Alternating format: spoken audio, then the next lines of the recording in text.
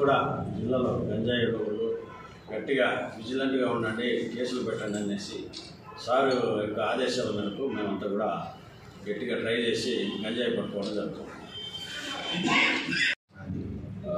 అందరికీ నమస్కారం. నెల్లూరు జిల్లా కావలి సబ్ డివిజన్ పరిధిలోని కావలి రూరల్ పిఎస్ ఏరియాలో మన హైవేలో టోల్ ప్లాజా ఉంది. హైవే టోల్ ప్లాజాకి దగ్గరలో ఒక వ్యక్తి ఏదో అనుమానాస్పదంగా కొన్ని ప్యాకెట్స్ పెట్టడం ఉందని చెప్పేసి మాకు ఇన్ఫర్మేషన్ రాబడింది.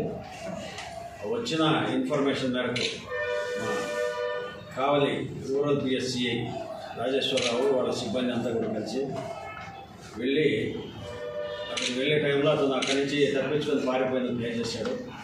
అతన్ని నిన్న మధ్యాహ్నం 12 గంటల టైంలో పట్టుకోవడం జరిగింది. పట్టుకొని వచ్చి ఆ ప్యాకెట్స్ ఏందని తెరిచి చూడగా దానిలో గంజాయి కనబడింది.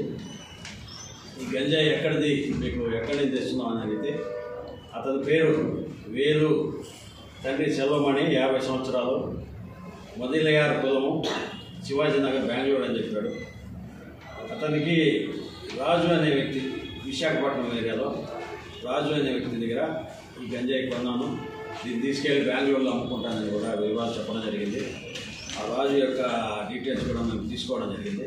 ప్రస్తుతానికి వేలుని అరెస్ట్ చేసాము. వేలుని తర్వాత త్వరలో ఈ రాజు విశాఖపట్నం పంపించి అక్కడ కూడా అరెస్ట్ చేయడం జరుగుతుంది.